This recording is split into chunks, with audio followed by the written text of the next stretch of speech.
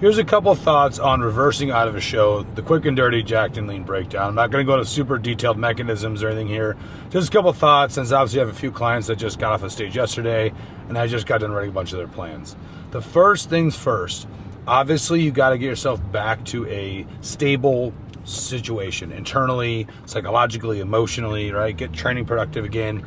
All things that we know. It's the how we're doing it that is going to be the most individualized component of all this. Now, unfortunately, bodybuilders love numbers and they love tracking weights and give me a percent that I need to increase, all this type of stuff. What I have found, we're doing this a lot, is that it's not a specific percent of your body weight per week. Sure, there's targets. Everyone wants me to tell them a target, but realistically, everyone's going to be very different. The class they were in, the level of conditioning they were in, the size of person they are, how much internal dysregulation was obtained to get to that point. All these things play a role.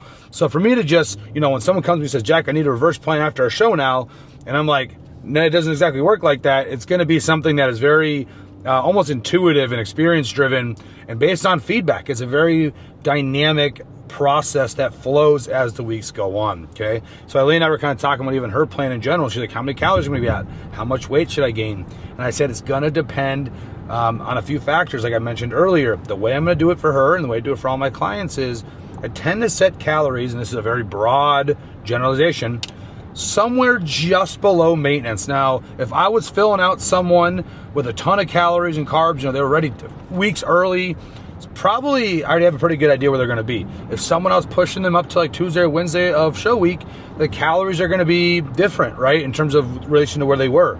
So generally a pretty safe place to fall is somewhere just below maintenance, because it's generally what, more than what they were doing before. So they're going to have more calories coming in, which is definitely the goal. Again, get a little body fat back on, get the person's brain, psychological functioning back, regulated, all that kind of good stuff, right? Get training productive again.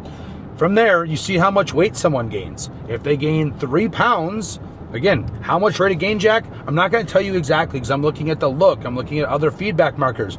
At the same time, I know you're still going to be hungry, so I'm not going to spend a ton of energy looking into the I'm still hungry queue. Of course you are. You're a fucking week post-show, but you still got to stay on plan, because you're at a very vulnerable time to gain a ton of unnecessary body fat. We want some, not all of it, right? So let's say they gain 3 pounds.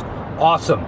Now, I probably hold the plan very similarly after I also made a slight reduction in cardio, maybe, pull out maybe some PEDs, maybe training's just coming back in a little bit, right? That second week now, if they gain 0.5 pounds at the same food, well, if it's a 100-pound female, I still probably increase it a little bit.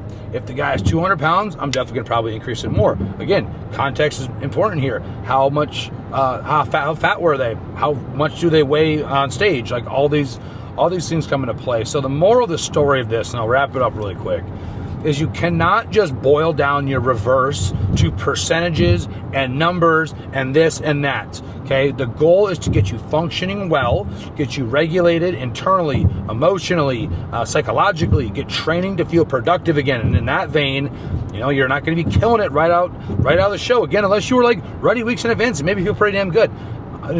That's something that I have to just determine on a client-by-client basis, and that is why experience matters. You cannot coach people with a textbook.